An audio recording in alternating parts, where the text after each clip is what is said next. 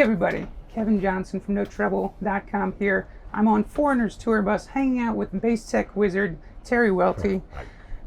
So excited to talk to you, man. And the first of all, we had an article a little while ago about Geezer's rig for Back to the Beginning. Awesome thing, but I just wanted to see, how you're feeling after that event, especially with the passing of Ozzy. Well, mixed emotions for sure. But it was it's once in a lifetime experience, no doubt. But I liked it when the first day of rehearsal was really special because you got all four guys in the same room at the same time who hadn't been in the same room at the same time for 20 years, and to see them interact with each other, it reminded me of them being 21 again. Because they were still laughing and joking, and even as frail as Ozzy was, he was still sharp as a tack, and they just kind of started where they left off. It was kind of, it was special for sure. Yeah. Watching the clip, there's definitely like that kind of young energy again, but there's also a seriousness to them on stage. I think it seemed like. Yeah, they definitely take their music very serious. I mean, all joking aside, because there was a lot of pranks and jokes during rehearsals, but when it came to the music playing part of it, it was definitely game on. They did not mess around with their music. Yeah, and of course, Geezer's rig for that event was epic. Just a huge wall. And I know that you just told me that you kind of designed the whole thing. How did you come up with all that? Well, just from experience, when I first started teching for Geezer in 2006, we had like his old rig consisted of Ampeg stuff. So he had two 8x10s, two quad 12s, and four double 15s. Hodgepodge together, look cool. But the first thing I did when I came in is I wanted to get rid of the 810s and add more 15s and 12s. So so then I talked to St. Louis Music and had a guy named Bob Freewall build that rig from St. Louis Music. And it was funny because he didn't have the drawings anymore, so I had to physically take apart the cabinets to measure them, to send him the measurements to build the cabinets. So that became the staple rig back then. So when I did the Ashdown rig, the same premise. I talked to Dan, and they had a 212 cabinet, but not a double 15. So we kind of made one. So then we had and ran them 16 ohm. So it was a nice, good power Thunder. It was just massive bass rig because it's not a matter of power. It was more, I wanted more paper, so I wanted more cone so I wouldn't have to use as much power because they were all working. All the speakers were working. Because Geezer likes the cabinets to touch the stage because he wants to feel it on his feet, but he wants to hear it. That's where the 12s come. And I built him 68 inches high, so it would be at his ear level, so he could hear. A lot of little things come into play. And I liked the purple Tolex. It was just something that popped in my head because I thought, well, this is going to be, it's a special day, so I didn't want to just have a rig that was bought off the shelf. I wanted something made for him for that day. And Dan, good on them guys at Ashdown. He had, one of his guys paint the logos because I called him and I said, I don't think the logo, it's a great logo. I love the look of it. Yeah. But the colors just wasn't going to match the motif that I was going through in my head. So they had him paint them, like black them out, and it came really, really nice. So yeah, I got that rig, and I didn't see that rig until about a week before the show because we were rehearsing at a smaller studio that couldn't accommodate anything that big. I think Tony had one cabinet there. So we waited until I got to the Fly By Night studios where we could set up, it was pre-production, so we could set up all that stuff. And I finally got to hear it, and it literally took 8 minutes for me to get it set, Just because they built it so well. I mean, it's you know, they built it exactly how we talked about, and it turned out really well. Yeah. And, you know, and of course used the Geezer Head of Doom heads, you know, which is another amplifier. Well, the amplifier that they made is, you know, me and Dan back in the day kind of got together and designed that thing. You know, so I had the 2 meters on it because I liked an input and output meter, so I could see what's coming in, so I know what's going out, kind of thing. And the Doom knob, so you can add distortion off of the input side, so it's like a little AX7 inside there, which Geezer likes, you know, because he doesn't like a fuzz box or a distortion box. He wants the amp to distort. And the problem that I had with Ashdown years ago was we tried to make their amps distort. You know, I mean, I tried to choke them, and they just wouldn't do it because they were built so good. So Dan and his father came up with that little card to make it distort on his input side. Yeah. That's kind of what sold us on, you know, on that. But, yeah. One of the things in the article that I think it said the cabs were wired at 16 ohms. Is that just, we had people asking about that. Is that just to make the impedance line up when you have that many cabs? Yes, because there was only enough space to put 4 amps in. So we decided to run them at 16 ohms. So then when it gets to the amplifiers, we're only running an 8 ohm load. So that way I'm not killing the amps, and I still had headroom left, and just in case. Especially, you know, which I wasn't really worried about, you know, the bass part of the rig, you know, because I knew we had enough paper, it was going to drive it okay. But I just wanted that there just in case, because you know, a lot of things we didn't know. I didn't know the distance that Geezer was going to be from his cabinets to where he was going to stand, or because I didn't know the length of the stage because he was on the dish, you know, so it turned. You know, didn't really have all the measurements until we got to the show. So I was happy that we did what we did, because I was still pushing probably 2,800 watts. But I had another, you know, 16 or about another 1,000 in my pocket if I needed it. Yeah, because, you know, they rate them at 666 or whatever, but they're a little bit more than that. Yeah. I mean, you can squeeze it out of them. Yeah. What was he monitoring? Like, did he have? I mean, they had wedges, right? I mean, he's not an ear guy or anything. No, none of them are. I'm sure. None of them were. Yeah. Yeah. No, we had this wedges. In his wedge, he had a little bit of Tony, and kick drum and hi hat, just so he can just follow Bill. Keep time, yeah. Because that's, you know, but you know, the thing with Sabbath is that a lot of people don't understand is the rhythm section is just that. It's just the rhythm section. You follow Tony. Tony's the guy that tells you the time, and you know, whatever Tony does, that's where you go. Which is kind of it's hard for people to get their head around it, but you know, because typically you want to follow the drum beat, but it's Tony that makes that happen. Yeah. And it, you know, being in rehearsals and that, you can see why that is, and it kind of helps make up, you know, that music, how they, you know, why they do it so well. Right, it's that special kind of time feel that he's got. That, like, sure. Yeah. That's awesome. So another geeky question I had was, is Geezer geeky about like what his EQ is set out, or is he really geeky about gear, or you just handle all of that for him? You know, he does kind of geek out on gear a bit, like. You know, he likes his old Fender basses. You know, because a lot of times he'll collect some, and then I'll fly out and work on them. You know, which is fine because I don't really, you know, I like to visit anyway. So we talk and I work on basses. You know, and it's a nice time. But he likes he's doing some different pedal stuff now, so he's getting into like different pedals, and dark glass is one, so he's into the dark glass stuff. Yeah.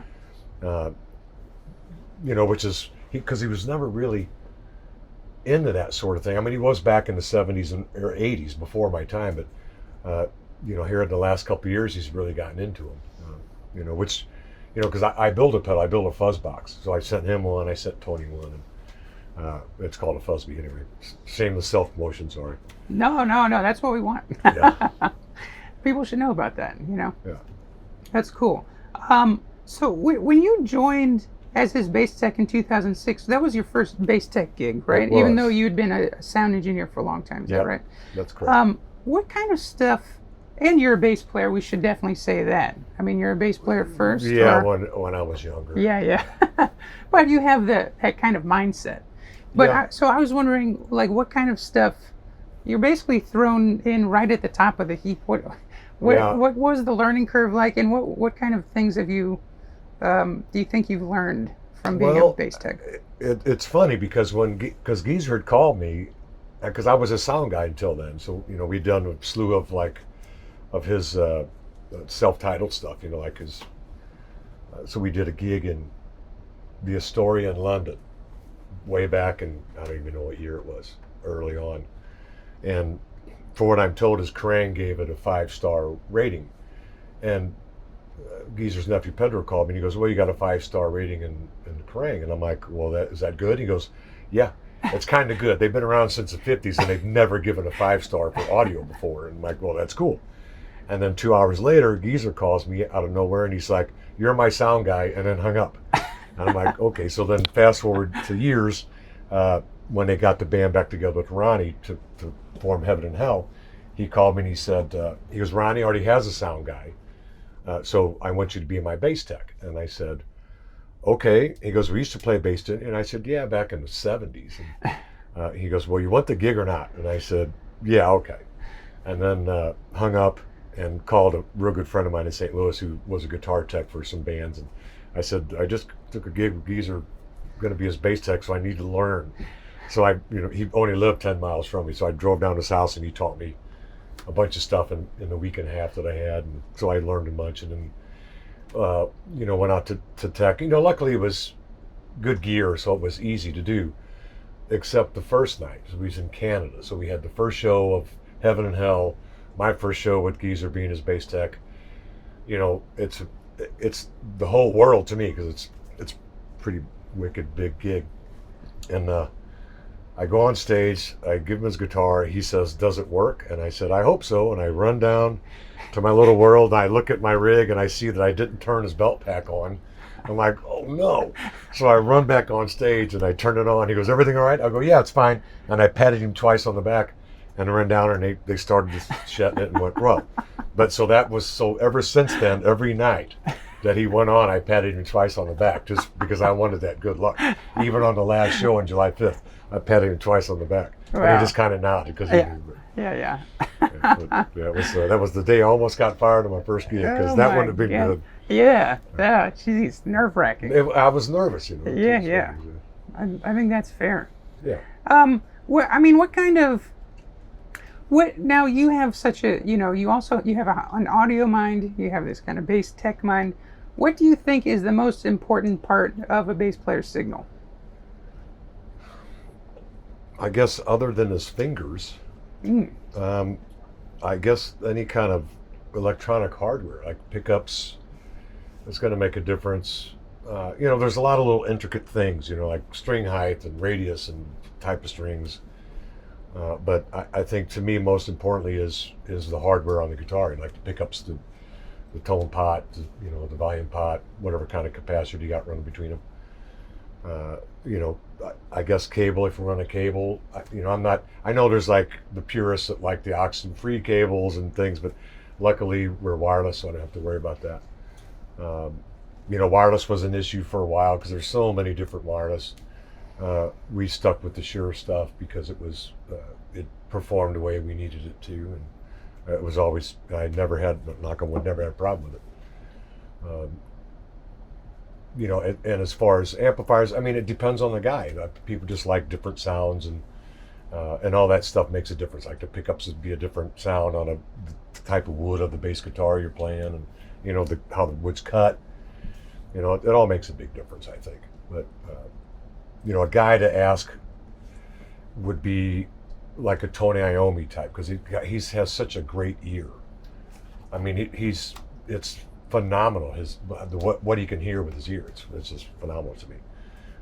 Geezer's more of a he wants a clear sound. He wants to hear what he's doing for sure. He doesn't like a lot of mud and too much stuff, but because he's got little hammers on his fingers, so when he's beating down, the bass definitely cuts. So I don't have to worry about that part of it, but I don't want it to get muddied up. That's where the DR strings come in, because he liked them because they're they got their coating on it, and that kind of helps tame them a little bit. So that helps a lot. And of course the EMG Geezer Butler signature pickups. Which you know a little bit about. Yeah, and but the EMG guys are so cool to work with, and I think, when we decided on, yes, this is the one, was the third prototype, I think, was the one, and they sent me like 6 pairs, and then I put them in what we call our birthday bass, the white bass I made for him way back when in Australia, and he played it, and it was funny because he come on stage, he goes, "Whatever you did to the white bass, do it to the rest of them." And I said, okay. And then Greg Price, the engineer, came up, and he's like, "Wow, that white bass sounded way better than the rest of them." And because I didn't tell Geezer I put these pickups in there, because I thought, well, I'm not going to tell him because he might worry. Right. And I thought either I'm going to get fired or I'm going to get an attaboy. So luckily I got the attaboy. So I called EMG, says he loves them. So we've done a production run, and all of his basses are now outfitted with that. Even when you buy them from Lakeland basses, they come with the Geezer Butler signature pickups in them. Yeah. That's awesome. When you're thinking about making these signature things for him, are you just like listening to one part of his career and trying to recreate that, like for the pickups or for the pedal and all that kind of stuff? Yeah, it was, for the pickups, it was a weird process, because that was one of the first things I did. And I didn't know what to do. So I thought, how do you do that? Like, I don't know how to design a pickup, but so I dug out my old P bass and listened to it, and I listened to Sabbath's first record. So I got an analyzer in there and a mic, and I used this old cabinet I built back in the 90s with 100-watt Celestians, and I just ran tones through it and just looked at my graph, and then I would hit the open E on my bass, listen to the album, try to get it close, make notes. And it was an old school way to do it, but it worked. And these, them pickups, fortunately, do very well. They do very well with country guys. They seem to love them a lot. Interesting. The pedal, when I did the wah pedal, I called Tony and asked him, because Geezer borrowed Tony's, but it's been so long ago, I never expected him to remember what it was. So I did research and figured out back in '69 there was only 7 companies that made wah-wahs. There was offshoots, but of the same company. So I bought all them wah-wahs and tried to figure out which one it was. I really didn't figure that out, but I did get a pretty good mindset on how a wah-wah works and what I would look for it.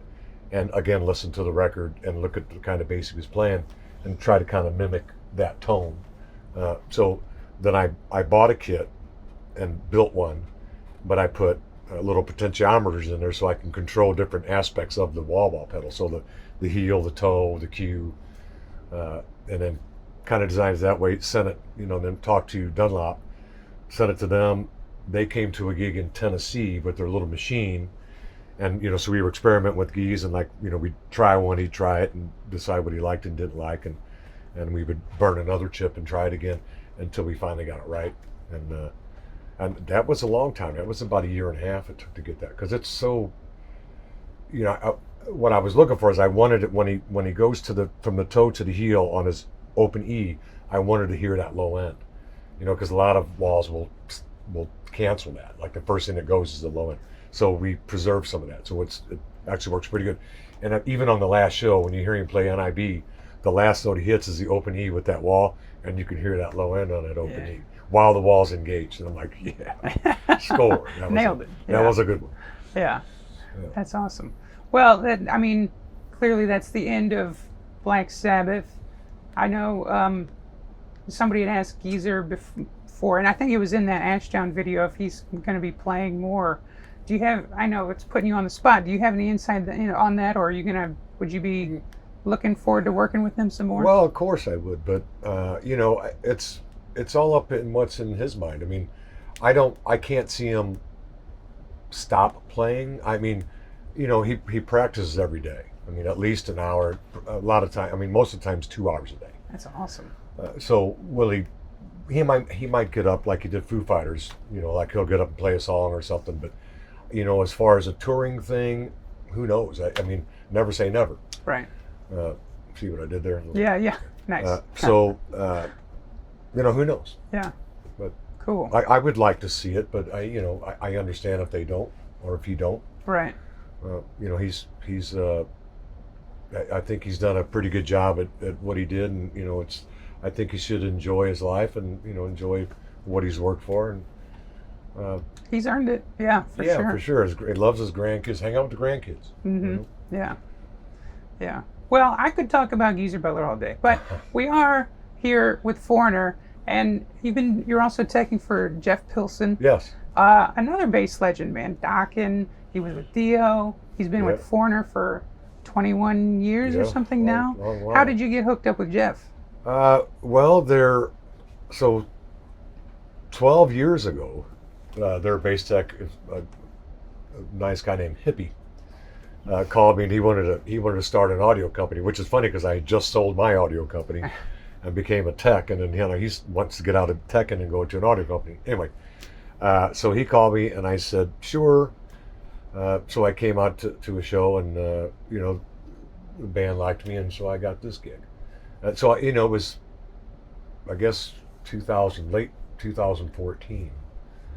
But I was still with Sabbath. So so when I talked to Foreigner, I said, well, my only thing is if Sabbath goes out or if Geezer goes out, then I go with him. So I'll find somebody to replace me, but that's my only prerequisite. Because I'm Geezer's guy, so I'm going to do that. And they were good with it. So, and I've taken off a couple times. Even on the last show, as I took off for 3 weeks to do the last show, and had a guy come and fill in for me. And they, luckily, it's a great family here. The band was good with it. Jeff and them were good with it. Because I work for Jeff and Luis Maldonado, so I do bass and guitars on the left side. Yeah. So as long as they were good with it, management was good with it, then I took off. It was okay. Yeah, that's awesome. What is Jeff's style like compared to Geezer? 100% different. Yeah. Yeah, and just about every aspect. One, like here, we don't have cabinets on the stage. Jeff runs a Kemper. He used to run Ampeg stuff, the SVT2s. So he took a Kemper to his home studio, modeled the amp, and because we were trying to get away from carrying all that stuff with us. So we modeled the amp, get it to the stage, and so there was a period of time at about, I guess, 3 months, we were using heads and the Kemper. So I built a switch so I could flip between the two, and he would try to guess what I was on. So like he played Dirty White Boy, and he'd say Kemper, and I'm like, no, it's the head. Wow. And then we do, like Hot Blooded, and he's like, it's the head. I'm like, no, it's the Kemper. And till it got to the point where he couldn't tell anymore, he's like, well, then we'll just keep the Kemper. Yeah. Do that. So now we have the 2 Kempers here, one for a backup, which I, knock on wood again, never had to use it. So it's good. Luis, on the other hand, we do have a 412 ISO cab, but Luis had an old, Marshall super bass head. But Jeff plays an old 72 Fender Precision bass that's just beat up. Yeah. But man, it sounds so good. I mean, it's got so much mojo. Where his strings, he likes bright and really close to the neck. I mean, really. Oh, close, really? Very okay. close to the neck. He likes that. When you hit the strings open, he wants to hear that first fret just growl. Yeah. So it's that keeps you on your toes to get that, because especially on an old guitar. Now that neck's been broken 6 times because Jeff likes to throw the bass at the end of the night. So the tech, if you don't catch it, you're going to be working on it tomorrow. Yeah. Luckily, in my tenure, I haven't missed it. I almost did once, but as he threw it, the strap caught on his elbow, and it took a left turn. So I dove in St. Louis. Yeah. And I dove on the stage and caught it before it hit the ground. But that was our only mishap. But I've replaced a lot of things on like volume and tone pots. I replace probably once a year at least, because we do so many gigs, and he sweats a lot, so that sweat gets in there, and you want to keep that stuff clean. And pickups, as far as I know, are still original. Machine heads are way not original. I'm probably on my 8th set now. Uh-huh. But the neck's been broken, so it's that thing can cause me grief sometimes. I mean, there's been times I spent 2 hours a day just trying to get it to get straight enough to where we can use it. But luckily, I have another neck, but I try not to use it. Only if I ever have to. Yeah. Just because that neck just works so well with that bass. I mean, it looks like it's scalloped because the fretboard's just wearing down. Yeah. But it sounds. The old mojo. It's definitely a joke. Is that the kind of stuff that you're into? Or are you like into the old vintage style? Like, what's your bass style? What kind of basses do you have? Oh, I like, of course, the older stuff because it sounds so good. They just don't, the magnets are different from back then. The wire's different. I mean, I have some old ones. I liked an old Yamaha bass was one of my favorites. Like the old BB300s. Or Broadcaster 200s, I like that kind of stuff because, as I grew up, I didn't have much money. So them things, I think I've got my first BB 300 in 1984, 85 maybe. And I traded a little portable color television for it, and then I took it to our music store, a place called J Gravity, and had them put Olympic pickups in it.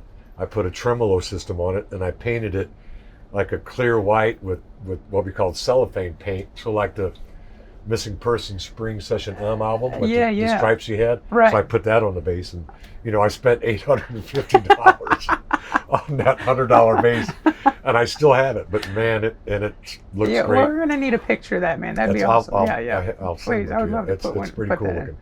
It's patinaed well. Yeah. It's going to a yellow, but I had a Kahler tremolo. Yeah. Back in 80. Whatever it was, 85, 86. Early adopter, for sure. And it was fun, I used to have a lot of fun with it. You do what is it called, the dive bomber thing? Oh, yeah. Anyway, good stuff. Yeah, that's too cool. Cool, man. Well, that was a lot of the questions I had for now. I think, if you don't mind, we can go out and check out Jeff's basses and his rig and see what's going on there. All right, sure. Is that cool? Absolutely. All right.